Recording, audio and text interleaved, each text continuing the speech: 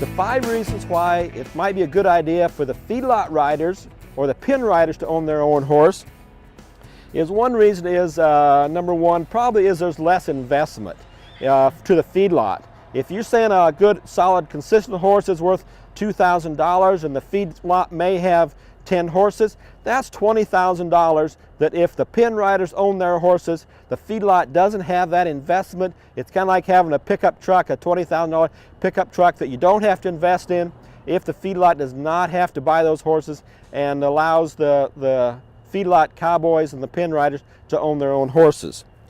The second reason why it may be good to have the pen riders or the feedlot cowboys own their horse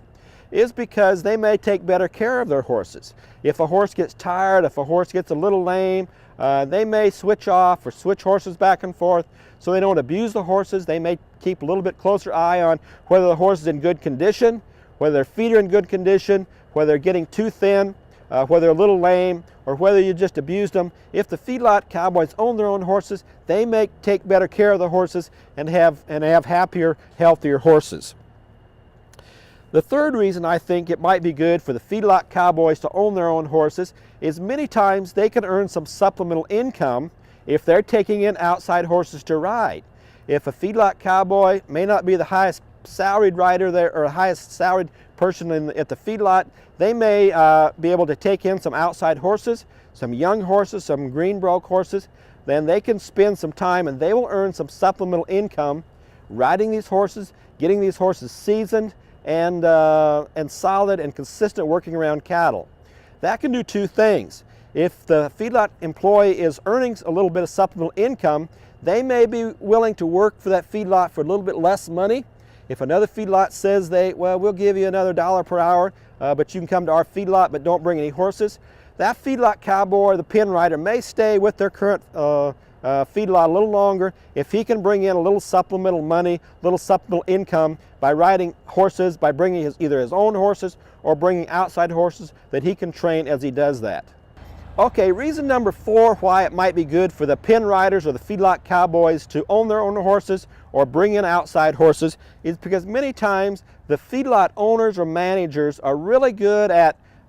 buying cattle, selling cattle, balancing rations, keeping the animals healthy, developing a good health program, but they may not be familiar with where to find good horses, how to determine a good horse from a poor horse. And many of these good feedlot riders or horsemen are good judges of horses, and so they may have more access, more outlets to find horses, more places where they can go out. They may be more acquainted with horse people and horse breeders and horse producers in their area, and they may be able to find better horses than the feedlot owner or the feedlot manager. And if they purchase the horses, they'll probably be a little bit happier with them, and they can't blame the feedlot manager for buying them bad horses. And probably if the third reason or the fifth reason